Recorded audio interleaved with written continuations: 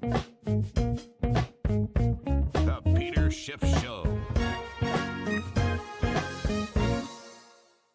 Today's podcast is sponsored by NetSuite, the easy-to-use cloud-based business management software for every aspect of your business. Take advantage of NetSuite's special financing offer at netsuite.com/gold. Today's podcast is also sponsored by Factor. Choose from 34 plus weekly flavored packed dietitian approved meals ready to eat in 2 minutes. Head to factormeals.com/goldpeter50 and use code goldpeter50 to get 50% off. Well, it may be 2024, but Wall Street is certainly partying like it's 1999. You know, one of the differences might be that the leadership in the current rally is even more narrow than it was back then. You know, I think today really typified the absurdity of this bubble, where the Dow and the S&P were led to new highs by NVIDIA, right? The poster boy of the Magnificent Seven, although maybe a couple of them are not quite as magnificent anymore, but at least 5 of them, I think, are moving. But of course, it is the go-to AI stock. They make all the GPUs that Meta is buying and Google is buying and Microsoft is buying. Yet those stocks, look at Meta. Meta was up 4% today. It's spending all that money that NVIDIA is making. NVIDIA, though, up, I think, 18% if you look at the after-hours gain. I think it was a record appreciation. The increase in the market cap in a single day in Meta stock, I think it was about $260 billion increase in the market cap. That's not the value. That's just the increase in the cap. I'm trying to see. I had tweeted it out, so I'm trying to go and look at what I said was the increase, because I wrote it down earlier. Yeah, 277 billion. That's just the gain, right? Most companies aren't worth anywhere near 277 billion, let alone having a one-day gain of that amount. But to put it in perspective, with the gold industry, I looked up the top 85 gold mining stocks, which is pretty much, that's the whole industry, right? When you get down to the top 85, I mean, it's mostly the top dozen or so, but the top 85 publicly traded mining companies are worth 260 billion. So today alone, NVIDIA gained more value than the entire gold industry has. And of course, as NVIDIA was leading the tech stocks higher, Newmont Mining was leading the gold stocks lower. Gold was relatively flat today, trading around $2,030 an ounce. And Newmont Mining was down 7.5%. They came out with earnings. They weren't a disaster. They were not, quite up to expectations. They did announce they were selling some non-core assets, which is normally good for a business. If they say, hey, we're going to get rid of some of these non-core assets, we're going to raise some cash, we're going to focus on our core business, which is mainly gold and now copper mining. Really, that's their bread and butter. So they're selling off some tangential assets, paying down some debt. They did announce a reduction in the dividend, but they're buying back stock because they think it's super cheap. If the tech stock came out with the same type of news story, the stock would have been up, right? But the sentiment is so negative in the gold miners that Newmont is down near a 5-year low or something like that. The last time Newmont Mining was trading at this low a price, gold was about $1,300 an ounce. So gold has gone up 50%. That's not nothing. It's 50% increase in the price of gold, and Newmont's done nothing. Forget about the fact that it should have gone up double or triple that percentage. It didn't go up at all. Now, part of the big problem for Newmont and all the other mining stocks is that it's so much more expensive to mine gold now than it was when it was at $1,300 an ounce. Now, why is that? Inflation. Inflation has taken a huge toll on the profits of these companies because the price of gold has not risen as much as the cost of mining it. And that is, again, why I keep saying that gold mining stocks are the ironic victims of inflation, because inflation is supposed to be good for the gold mining stocks because it's supposed to be good for gold. When there's a lot of inflation, people buy gold. Remember, for so many years, everybody thought inflation was dead and buried. The Fed is great. It's going to be 2% from now to eternity. And so that we don't need a hedge. No reason to buy gold. Well, that's clearly not the case. Yet people are still not buying gold. People are still confident that the Fed is going to be able to return inflation to 2%, or that maybe it's already succeeded in doing that. And so despite all this inflation, the price of gold continues to lag.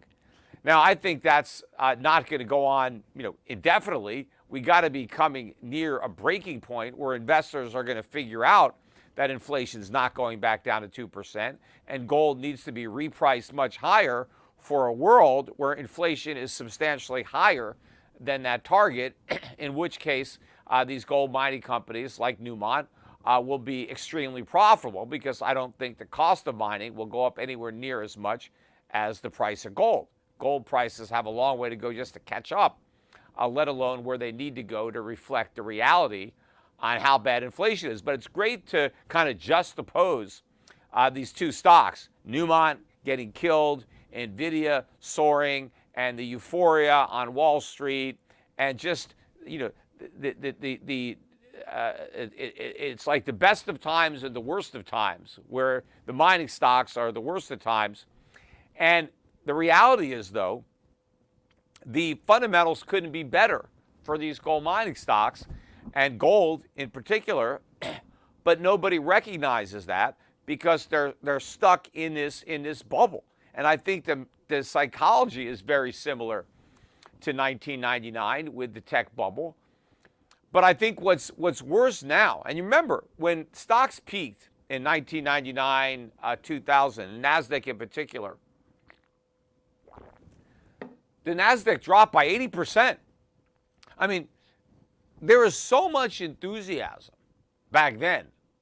Right? And then the market went down by 80%. And it would have gone down more than that. It would have gone down 90%, maybe 95% if the Fed didn't slash interest rates to 1%. I mean, that was a mistake, but it had the ability to make that mistake. It was able to prop the markets back up by cutting interest rates to 1%. And then, it inflated a real estate bubble that didn't pop until 2008. But I think what's really significant about today's situation is that you got 1999, 2000 all over again in the stock market, but it's more like 2008 in terms of the disaster that's waiting around the corner. We didn't have a financial crisis in 2001, right? That didn't happen until 2008. We had a shallow recession. We did get the September 2001 terrorist attacks, but the 2008 financial crisis is what was the catalyst and for the Great Recession and for QE and 0% interest rates.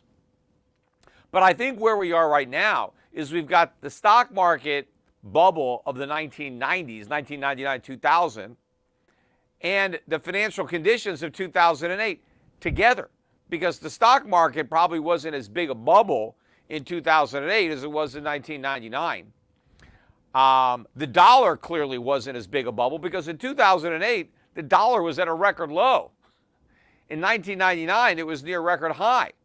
So the currency market is a lot similar to 1999 as well. And then the dollar collapsed, right? From 1999 2000, the dollar index went from like 120 down to about 70. Gold market, the same thing. The gold market looks a lot more today like 1999 than it did in 2008. Where was gold in 1999, 2000 when the NASDAQ was making record highs? Gold was below $300 an ounce. That's where it was. But in 2008, when we had the financial crisis, gold was 1,000. So gold had gone up more than 5x when we had the financial crisis. But leading up to 1999, 2000, gold had gone down for 20 years. Gold was at 800 in 1980, and it was at 300 in 2000. It was down over those 20 years. So gold was very cheap when stocks were very expensive. That's where we are now. Even though gold is $2,000 an ounce, it's cheap because of all the money that has been created that didn't exist 20 years ago, and all the debt that didn't exist 20 years ago. Right? Gold is a measure of the value of that money, and there's so much more money sloshing around because of the Fed and other central banks that you should need a lot more than $2,000 to buy an ounce of gold. So everything to me is reminiscent of the 1999 with the stock market, the gold market, the dollar, and all these bubbles. You know, go back to the 1966, the Nifty 50. You know, whenever they have, you know, this small group of stocks, and there's never been a group of stocks smaller than the group that's leading this market now, and how large a percentage of the overall value of the market these handful of stocks represent. But what were the big stocks in 1960s? You know, it was Xerox, Polaroid. Who's buying those stocks now? I mean, does anybody even know who's old enough to remember Xerox? Right? Because they were innovative because they came up with a copy machine. Oh, so they were going to change the world. I mean, sure, yeah, it was great to have a Xerox machine. In fact, Xerox was so popular that a Xerox became the brand became the word. It wasn't make a copy of this. It was go make me a Xerox. Right? That's what people said if they wanted a copy. It was make a Xerox. That's what it was, because that was the machine that did it. Or Polaroid. Right? How many people have Polaroid cameras? Although actually now, I mean, I see them once in a while at parties. They're kind of making a comeback in a small way. But for a while, I mean, Polaroid was it, right? Because you could take a picture and you didn't have to get it developed. You didn't have to take it to, you know, the little Kodak. Most people don't remember that you used to take a picture and then you would take your film in this little box and you'd take it to one of these stores. They used to have these little Kodak shops in parking lots, right? They would just be in the middle of a parking lot. They'd be small, and you'd take your film there and you'd drop it off, and then you'd come back in a few days or a week, and they would have developed your negatives, and you can go back and you can get your pictures and you can see what they look like, right? You had no idea. You took a picture, you had no idea, you know, if you know what you looked like, you know, were your eyes closed, you know, where was your mouth? You didn't know until you got the picture back. It wasn't like today. You take 10, 15 pictures in a couple of seconds and you delete all the ones you don't like. You know exactly how it is. Then you can even fix it up right on your camera. You can put all these filters in there and take out your blemishes and all that. But when Polaroid came around, oh, this is great. You don't have to do that. You can just take a picture and it pops out and you watch it for, you know, 60 seconds and it develops all by itself. But people were getting crazy about that, just the way they were crazy about the internet stocks and the way they're crazy about the AI stocks. And yeah, I mean, those were good innovations at the time, and there's no doubt that artificial intelligence will be helpful. And you know, but the markets once again are way ahead of the reality of where all this is going, and at the same time, you know, they're overlooking the tremendous economic problems and financial problems that are hiding in plain sight. Anyway, I'm going to talk more about those problems at the other side of this break, so stick around. We'll be right back. Your business was humming, but now you're falling behind. Teams buried in manual work, taking forever to close the books. Getting one source of truth is like pulling teeth. If this is you, you should know these three numbers: 37,000, 25, and 1. 37,000.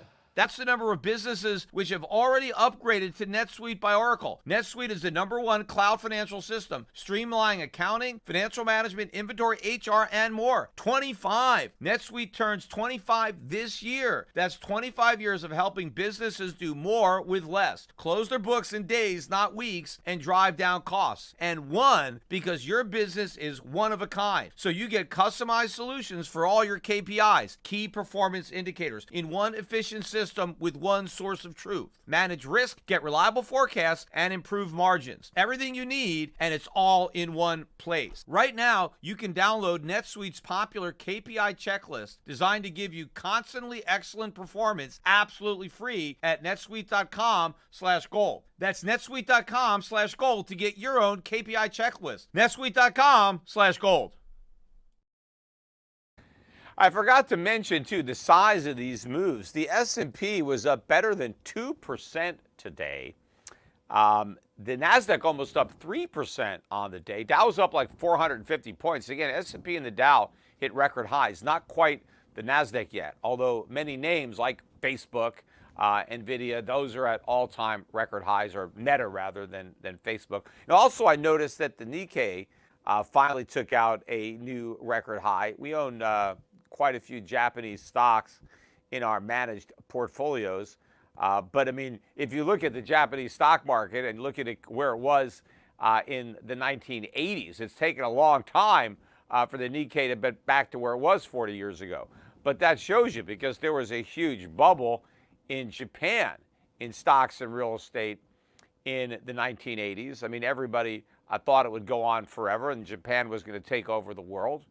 And then they had one lost decade after another. So the markets and investors can all crowd into the same trade and be completely wrong. And they're generally the most wrong, the most cocky at the top.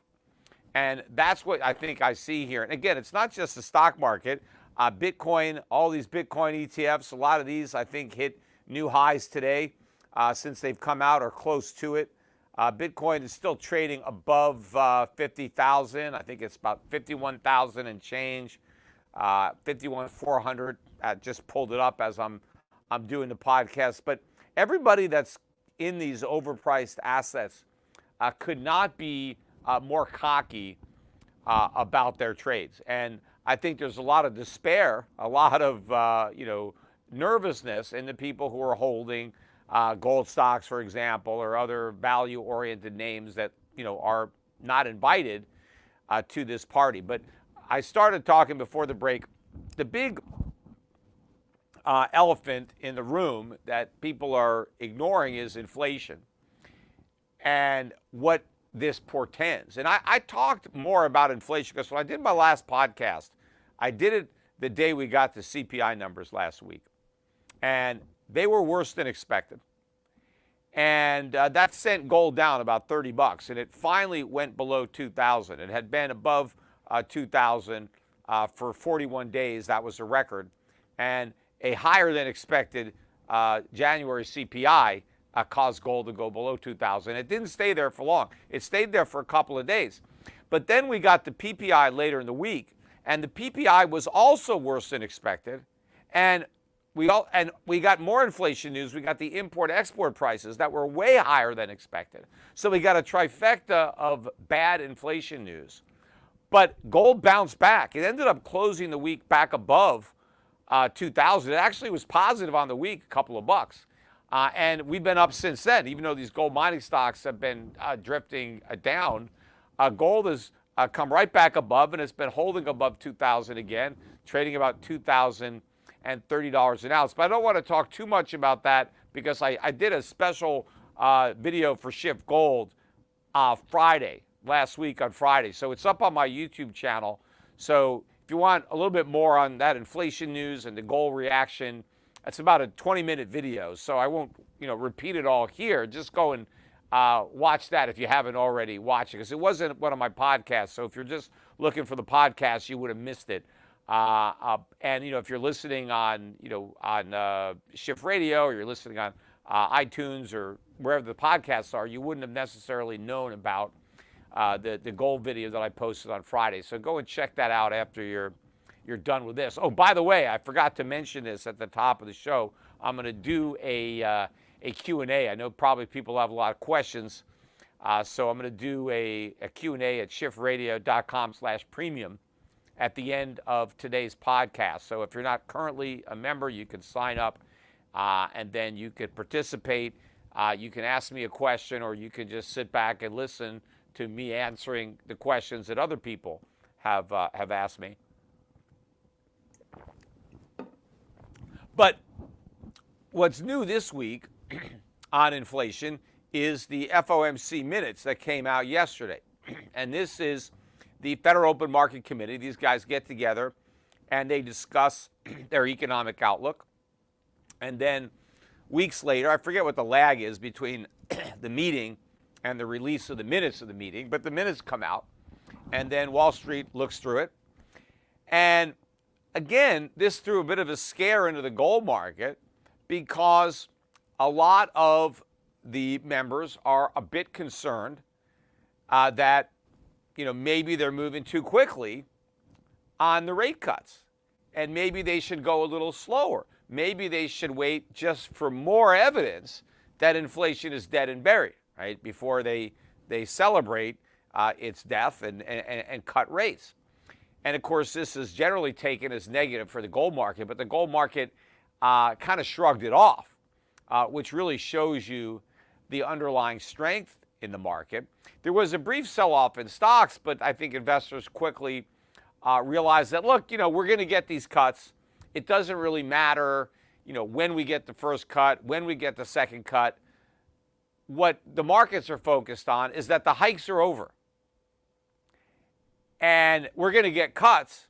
And so we've got the wind at our back. The question is, how strong is that wind? But we've got that. And so it's just a green light to buy stocks. And the markets are assigning pretty much a zero probability that the Fed is going to hike rates. But the probability is not zero that inflation is going down. In fact, the probability is almost 100% that it's going up. People still don't get that. Look at the price of oil. I mean, oil is now back above $78 a barrel. I think it's getting ready for a big move up. The price is up 10% this year, right? So we're in February, and on this calendar year, right, where inflation supposedly is going away, and in less than 2 months, you got a 10% increase in the price of oil. I mean, what does that tell you? Look at mortgage rates are now back above 7%. So the price of buying a home, and of course, that's going to put more upward pressure on rents. I just read that food, the amount of money that households are spending on food, the percentage of their income that they're spending on food is like as high as it's ever been. That's not a good thing. And I'm sure that families are spending a record amount of money on food and they're buying lower quality food, right? They're trading down and they're still spending more. But the inflation pressures are building. Look at the bond market. The bond market is very close to a breakdown. We almost got to 4.5% yield today on the 30-year Treasury. We just got right below it. But I think maybe by tomorrow or certainly by next week, we're going to be above 4.5%, which means we're back closer to 5% on the yield than 4%.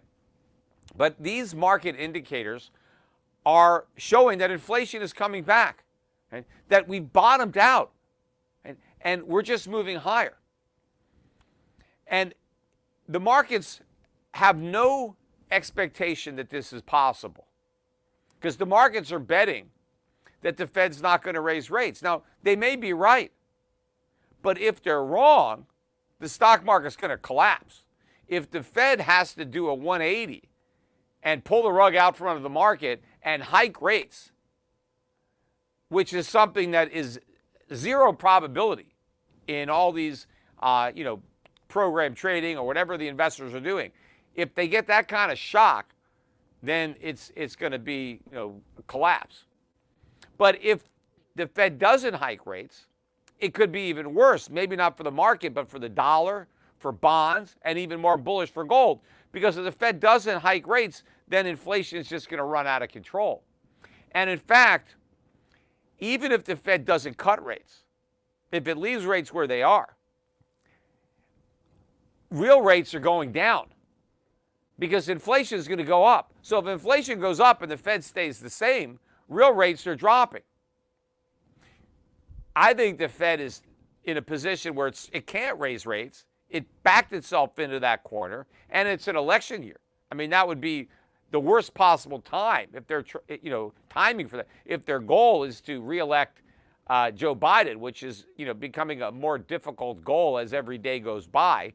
Maybe, they're not going to have Biden. I looked at Predicted on the website, and the odds that Donald Trump is the Republican nominee are way above the odds that Biden is the Democratic nominee. So it's becoming more and more likely that there's going to be some kind of bait and switch, or they're going to get rid of Biden and put somebody else up there, because I don't even know how. I mean, he can't debate, so he's going to have some way of refusing to debate Trump.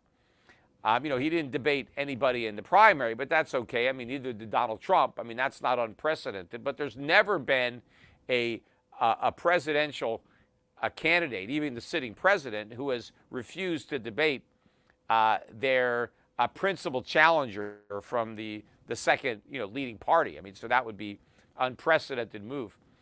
But given the realities of the election, and we got the South Carolina primary coming up on Saturday over the weekend. I'm going to talk a little politics in the final segment. In fact, actually, we got a quick commercial break, so stick around.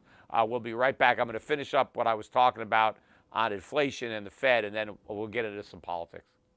Factor's ready-to-eat meal delivery takes the stress out of meal planning. Skip the grocery stores, the prep work, and instead get chef-crafted, dietitian-approved meals delivered right to your door. With over 35 meals to choose from per week, including options like keto, calorie smart, vegan, veggie, and more, plus over 55 add-ons. There are tons of options. My brother had their pork chops and chicken for dinner last week, and he said they were both excellent. So what are you waiting for? Get started today and have a feel-good week of meals ready to go. Just head to factormeals.com/goldpeter50 and use code GOLDPETER50 to get 50% off. So forget about frantic lunch preps and rush dinners. Factor's 2-minute meals are your secret weapon in the new year. Fuel up fast with restaurant-quality meals, all delivered right to your door. Get chef-crafted, restaurant-quality meals delivered right to your door. They're ready to heat and eat in just 2 minutes, which means more time for you. Plus, Factor now offers loads of snack options like breakfast, smoothies, juices, snacks, and more to keep you going no matter what's on the schedule. So head to factormeals.com/goldpeter50 and use code GOLDPETER50 to get 50% off. Now, also in these Fed minutes, and not just the Fed minutes, but we had some other Fed officials over the course of the week who spoke publicly, and they all talk about the fact that monetary policy is restrictive and that it's been restrictive for a while. And the question is, how much longer should they stay restrictive? And there are even some FOMC members that are worried that they're going to overstay. In fact, I hear a lot of people. I was listening to Mohamed El-Arian was up on CNBC worrying about a policy error, that the Fed's going to say too tight for too long, and they're not going to cut soon enough. And that's going to be their mistake. They've made a lot of mistakes, and they're going to make more, but that's not the mistake. The mistake isn't being too tight. The mistake is that they're too easy, and they're still too easy. The monetary policy that we have right now is not restrictive. I don't care that the Fed raised interest rates from 0 to 5.25, 5.5. This is not a restrictive policy. And even though the Fed continues to shrink their balance sheet, and it dropped again. We got the numbers earlier today, another 50 billion. We're getting close now to a $7.5 trillion balance sheet, so almost $1.5 million of quantitative tightening. They've actually managed to do that. A bit surprising that they've even gotten this far. They're going to give up. The question is, when. But so far, the markets are hanging in there, and so the Fed has been able to continue with this, slow bleed on quantitative tightening. But this is not restrictive monetary policy. Again, less loose doesn't qualify as tight. But the way you know that monetary policy is not restrictive is look at the market. What is being restricted? Is the government being restricted? Is there any cutback in government spending? Is the government borrowing less because the Fed has increased the cost of borrowing money? No. The government's borrowing more. In fact, they're borrowing more to pay the higher interest rates. So they're not slowing down anything. Government spending. Look, Biden just forgave some more student loans. Where's that coming from? They passed recently some tax cuts. The government is still stimulative. So Fed policy is not restricting. You're supposed to cause cuts to government spending and borrowing. That's what restrictive is. What about individuals? Are they being restricted? No. Credit card debt is a record high. Household debt is a record high. Spending keeps increasing. Where is the restriction? There is none. The Fed is accommodating. It is accommodative to all this borrowing and spending. It is stimulative. The Fed is still providing stimulus into the economy. Maybe it's not providing as much as it was before, but it's still providing it. And with its forward guidance, it's providing it by promising to cut rates.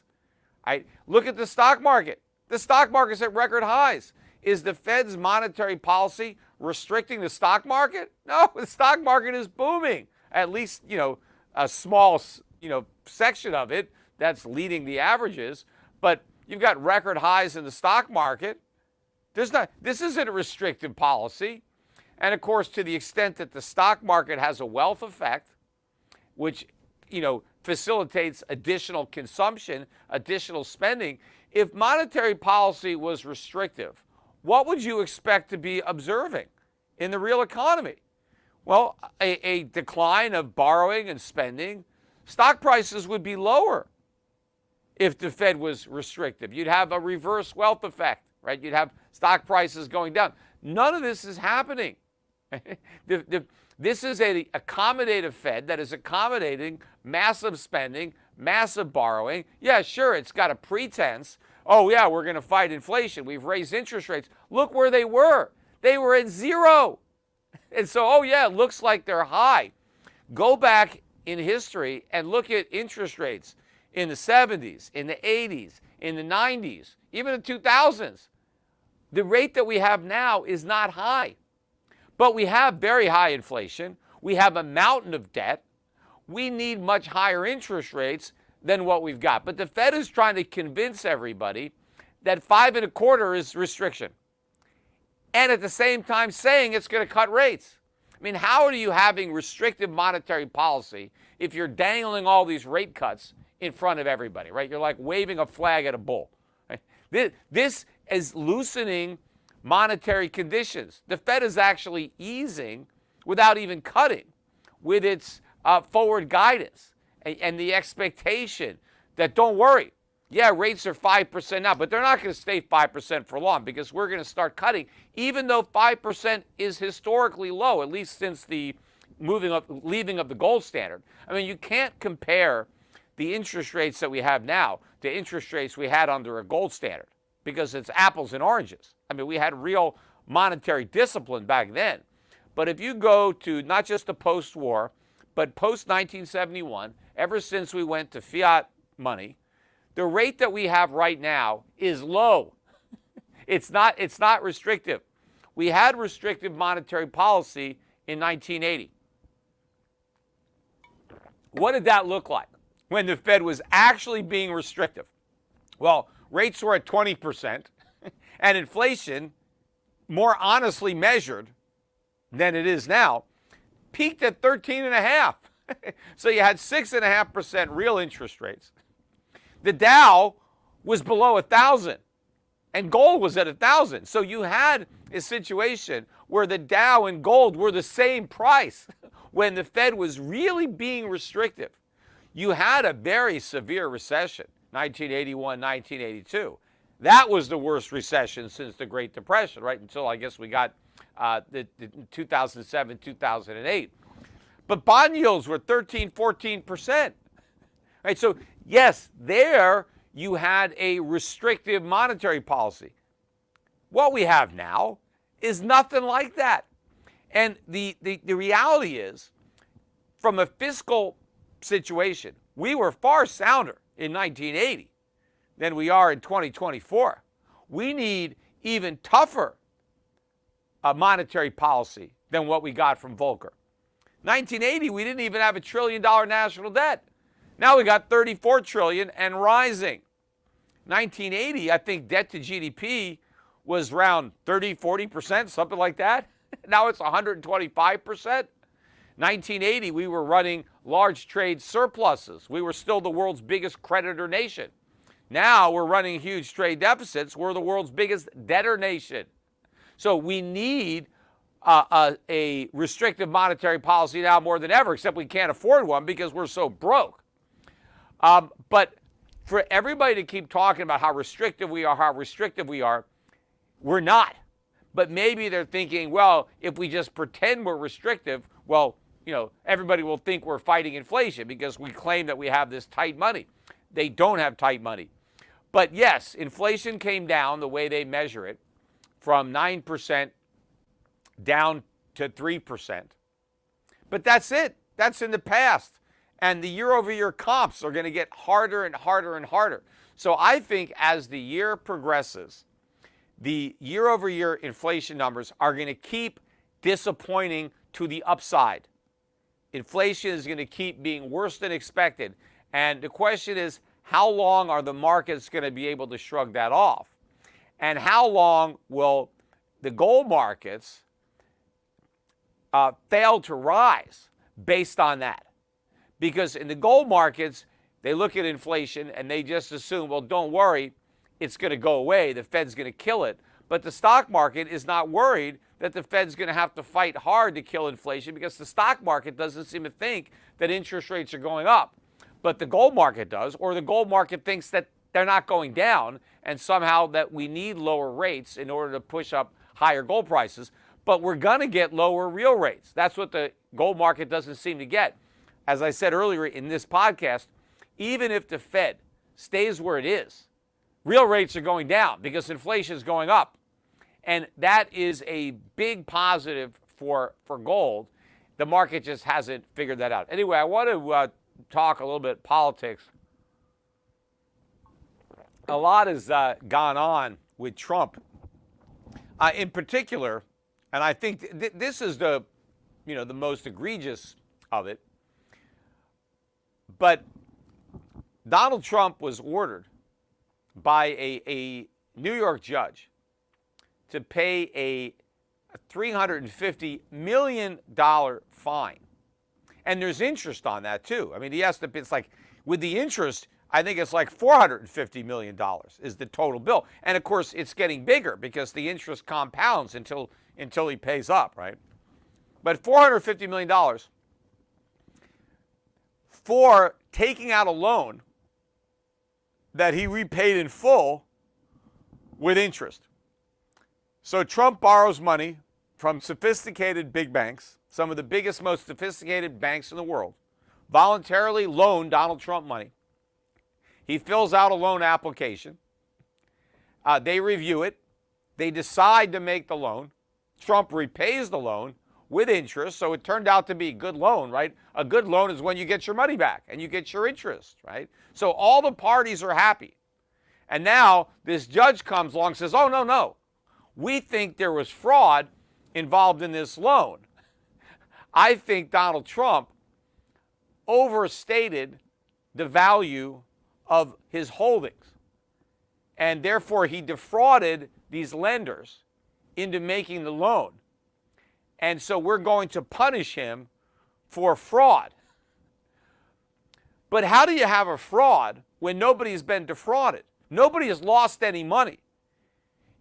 If Donald Trump had defaulted on these loans and the banks had, repossessed his collateral and went to sell it and then found out it was worth a fraction of what Trump said and they lost a lot of money, all right, well, maybe they could have said, hey, we were defrauded by this guy. But lenders are expected as a matter of practice. You don't just take somebody's word for it. Hey, I say my property is worth this. Okay, well, let's do an appraisal. I mean, that's what banks have. They have analysts. They have appraisers. They don't just accept blindly the numbers that you put on a piece of paper. I mean, they do their own homework. I mean, that's why these guys are paid, right? The bankers make a lot of money to analyze risk. That people, if people just took the word for what the borrower said, you wouldn't even need all these people in the lending department. You would just accept whatever some guy said is the value of his assets, and you wouldn't need any loan officers. You wouldn't need any risk guys. I mean, just a couple of people could run the whole bank. Of course, you don't just take their word. I remember back in the real estate bubble, they had all these no-doc loans, right, where people didn't even provide any documentation. They put what their income was, they put what their asset, but they didn't have any documents to back it up, right? They were called a no-doc loan, but the industry name for the no-doc loan were liar's loans, because if you got a no-doc loan, you paid a little bit more interest than if you would have fully documented your claims. So if you could get a lower interest rate by proving your income and proving, your assets or liabilities, you would do that. The only reason that people weren't backing up the numbers that they wrote on their applications was because they were lying. But the industry knew they were lying, and they made the loans anyway. Now, how many people who took out liar's loans and lied got charged for fraud because they put down the wrong number on their application? Donald Trump puts down a number and says, my properties are worth this, knowing that the banks are going to take whatever number you put and they're going to put a haircut on it. They're not going to just accept it. It's almost like bidding. I mean, you talk to anybody who's in the real estate industry who borrows money, and someone says, what are your properties worth? I mean, well, here's what I think that they're worth. Now you go and you figure out what you think they're worth and decide how much money you want to lend me. It's not like Donald Trump was able to force the banks to lend him money. They voluntarily lent the money, and they testified that they would loan it to him again. Hey, this guy's a great customer. We like doing business with him. We'll loan him more money. Doesn't sound like there was any fraud there. I mean, normally you got to have a victim, right? To have fraud is a crime. Well, who's the victim? Who was defrauded? Well, nobody, because nobody lost any money. But the judges just say, well, I'm going to come in, I'm going to say that the buildings were worth less than what you claimed. Even though the banks probably knew that and wrote it down, right? What's going on here? Right? Because this is an unprecedented situation. And this is not just about Donald Trump. I mean, Donald Trump is a big part of it. But you have not a conspiracy because it's kind of out in the open, but you have the Democratic establishment working together to undermine Donald Trump, illegally using the legal system, right?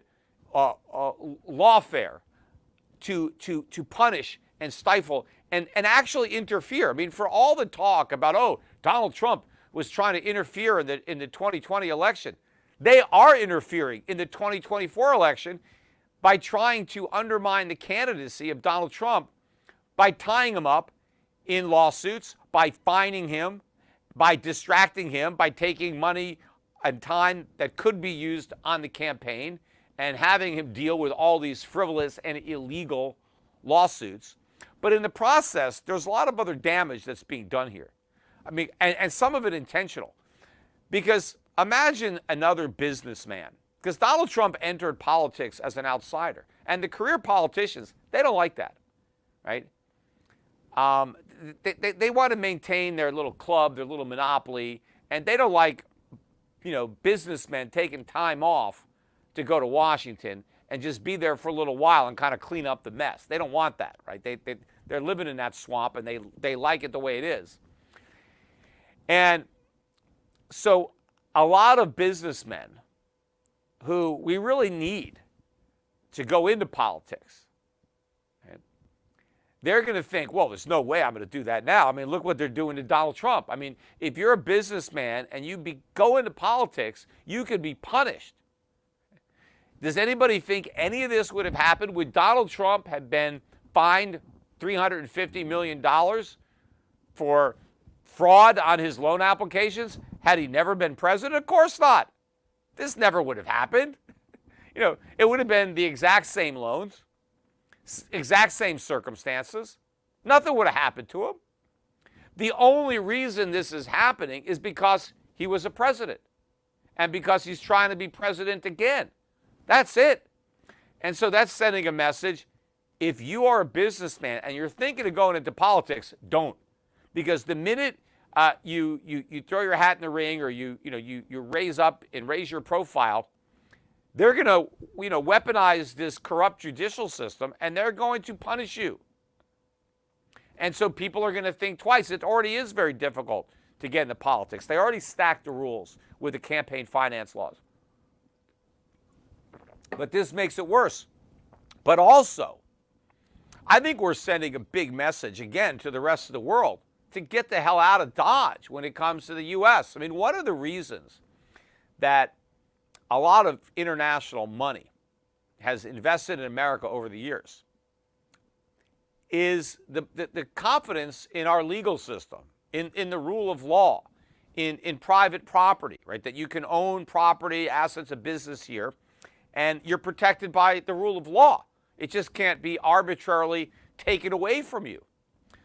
But what we are now showing the world is that's not the case, because judges can just take your money away from you, right? I mean, and look at these defamation. Giuliani loses a defamation case for what, 150, 160 million dollars because a couple of election workers say he called them names. He hurt their feelings or whatever. I mean, $160 million, the fine that you're seeing for Donald Trump. People are thinking, I can't afford to do business in America. I don't want to own property in America when I can be sued like that, or some judge can arbitrarily impose a fine. And where did he get that number? $350 million for what? I mean, Donald Trump, he had a good point. I watched his town hall that was on Fox with Laura Ingraham. And he talked about the Eighth Amendment. I talked about it on my podcast when I was talking about the $1.5 million fine I got for filing a form late, right, where no tax was due. It was just an informational form. I filed it late, and they said, $1.5 million fine. I mean, it's like, how could that be constitutional? It's an excessive fine. And here Donald Trump is saying this fine is obviously excessive. I mean, for $350 million for nothing? I mean, if that's not excessive, what is? I mean, how many people can even pay a $350 million fine? I mean, it's clearly excessive. In fact, not only is it an excessive fine, it's actually cruel and unusual punishment. He's being punished for what he did. I mean, let's say, okay, yes, you exaggerated if we think you said these buildings were worth more than they probably were. But again, there's a lot of people that put their house on the market and they put it up on a high price.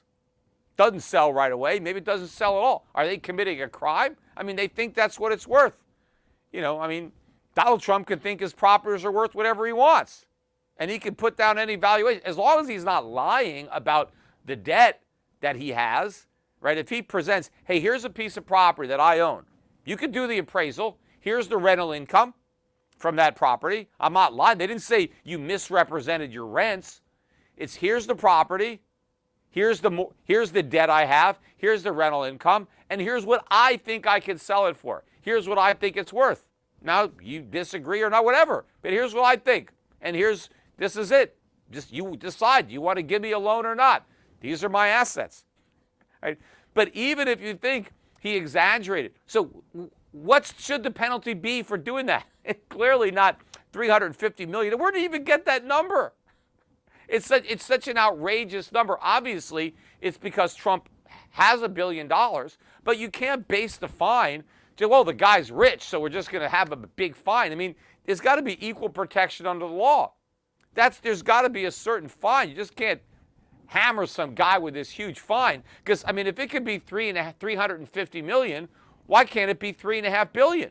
Why can't he just bankrupt Donald Trump? Because if you can fine him $350 million, you can fine him $3.5 billion.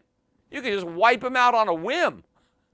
So people around the world are seeing this, not just from the prism of an election, but like, I don't want to get involved. Who the hell's next? I mean, there are a lot of people now that are saying, well, shit, I don't want to do business in New York, right? I think Kevin O'Leary was out there talking about it. I don't want to do business in New York.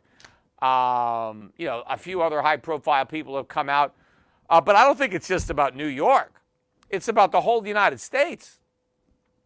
It's about, why take a chance if this stuff can happen? There's not a lot of outrage in the media. Most of the media is like, oh, yeah, this is good, right? He deserved these fines. Look at what's going on with Trump in Georgia, where he's being prosecuted there for election interference, all these, trumped up charges. But it turns out that the woman who's leading the charge is herself a criminal. And you can't make any of this stuff up. But, she put her boyfriend on the payroll. And so her boyfriend's hired to be a prosecutor against Trump, who's really not qualified. I guess he's a lawyer, but he's a personal injury lawyer or something. He's not really qualified for this, although nobody's really qualified when it's a made-up charge. But the only reason he obviously got the job is because he's sleeping with the woman who gave him the job, and he's clearly getting overpaid. But then he's taking all this money that was paid to him by the taxpayers of Georgia, and he's taking his girlfriend on these lavish vacations all around the world. So she's basically paying herself. She hired some guy that she's sleeping with. The taxpayers pay him, and then she gets that money right back because they go on vacations. Now, of course, all this comes out, and but now the lawyer, and I forget all their names. It doesn't even matter what the hell the names are, but the guy's on the stand, and he says, well, it's okay because she paid me back for half of the vacations, right? Like I charged her. I mean, I don't know. Is that how it goes these days when you're dating a woman? You make her pay for half the vacations that you take her on. But so apparently he's saying, look, it's okay because she paid me back. And it's like, well, do you have any proof? Or, well, no, she paid me in cash. And then she's on there saying, yeah, I have a lot of cash, which in and of itself is pretty suspicious. I mean, you're a government official and you got tons of cash lying around. I mean, where'd you get that cash? I mean, that in and of itself, right, says that maybe there's something shady going on. I mean, is she taking bribes or, where? She just says, well, I have a lot of cash. Well, where did you come by all this cash? I mean, most people, don't have piles of cash, around, right? But here's what really jumped out to me because I'm listening to this guy on a witness stand. You can see him up on YouTube. But he says, look, I charged it on my business card. He says, I charge everything on my business card. Every expense I have, I put it on my business card. And then she paid me back in cash. Now, first of all, I'm hearing that I put everything on my business card. Well, who the hell does that? The whole purpose of a business card is to separate it from your personal card so that when you're out and you're spending money, when you're doing something personal, you use your personal card. And then when you do something on business, you use your business card. This guy said, I put everything on my business card, even if it's personal. Well, what does that tell you? Well, he's obviously, cheating on his taxes. That's what he's doing. Now, then later he claimed, well, at the end of the year, my accountant and I, we go over my business card and we try to figure out which is a business expense and which is a personal expense. Yeah, right. Why the hell would you do that? It's so much easier to have two cards. It's not like credit cards take up a lot of room in your wallet and you can't have one for personal and one for business, and then you don't have to bother to try to figure out. And of course, what probably happened, assuming that the girlfriend actually gave him half of the cost of the vacation in cash that he charged on his business card, what I think he probably was doing is he was deducting the entire amount of the vacation on his taxes as if it was a business expense. So let's say they spent 10 grand on the vacation and he put the entire 10 grand on his business card. He probably deducted the 10 grand, got the 5 grand from her, and put that in his pocket. Didn't declare that as income.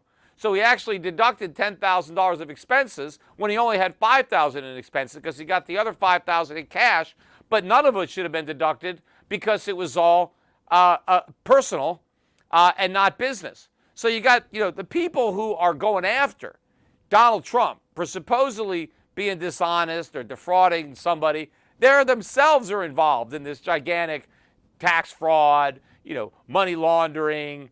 I mean, you can't even make this stuff up. Yet nobody seems to care or point this out, the absurdity of what is going on, with the legal system and how corrupt the legal system is. But anyway, so getting back to Trump. So I listened to him on the Laura Ingraham show, and one of the things that he said, and again, I'm not really trying to be too critical, but the point that he made that a lot of politicians, a lot of economists get wrong is he was upset. He was accusing companies of dumping their products into American markets. Like, they're dumping, foreign companies are dumping their dishwashers or whatever into the American market. And this is a bad thing. We got to stop this dumping. Dumping, right, that's supposed to be is when companies sell their products for less than the cost of producing them, right? So they're dumping them into our market, supposedly, and this is going to hurt American industry because they can't compete because foreigners are deliberately selling their products into the American market at a loss. And either the companies are losing money or the governments are subsidizing them to lose money. And supposedly this is harming the U.S. economy and we have to stop it. The truth is that if companies really were dumping, the injured party are the dumpers, not the dumpees. If a country or a company is dumb enough to spend $1,000 to produce a product, right? Take land, labor, and capital, valuable, scarce resources, and set them at a task, tie them up so that they can't do something else, and it costs $1,000 of land, labor, and capital, and they produce something, and then they sell it to us for $800, they lose $200. That's a real economic loss. America has an economic gain. We got $1,000 worth of goods, and we only had to pay $800. We're a winner. We win in that transaction. They lose. That's why dumping is not going to continue, because the dumper is the loser. The dumpee is the benefactor of that charity, of that benevolence. So we don't need the government to protect us from dumping. The dumpers will stop because they're going to lose too much money. And in the meantime, yeah, we get money. Now, in the short run, are there some losers? Yes, there are some losers, right? A company that might have sold me a dishwasher in America is going to lose because some foreign company was dumb enough to sell me a dishwasher for less than it cost to produce it. But why should I be denied the benefit as a consumer? If some foreign company wants to be that dumb, why should I not be able to take advantage of it? Yes, is it tough for the U.S. dishwashing company? Yeah, for a while, but not in the long run, because how long can you stay in business if you're constantly selling your products at a loss? You're not going to be in business very long. You're not going to make any money. You're not going to be able to reinvest and grow the company. So those companies are eventually going to go away.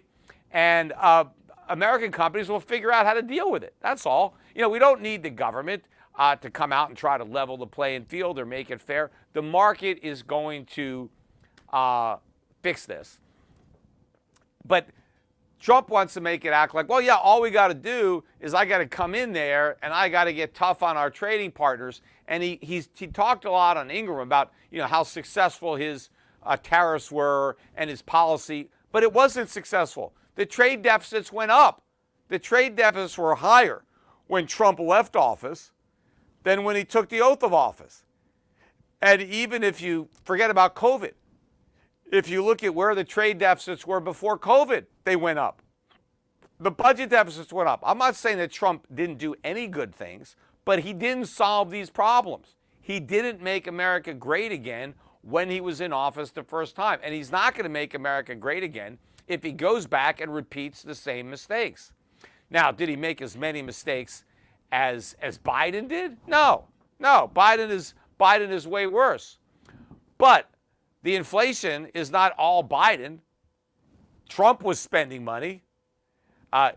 Trump was part of the problem when it comes to deficit spending. The debt ran up by a record when he was president. Now, Biden could break that record, but what we don't need is another record in deficit spending. We need somebody to start cutting government spending. All these people who think that inflation is going to come back down to 2%, how could that possibly happen? Why would that happen? The crazy thing was that they ever got it down to 2% in the first place. Now, one of the reasons they got it down to 2% is they lied. It was never 2%.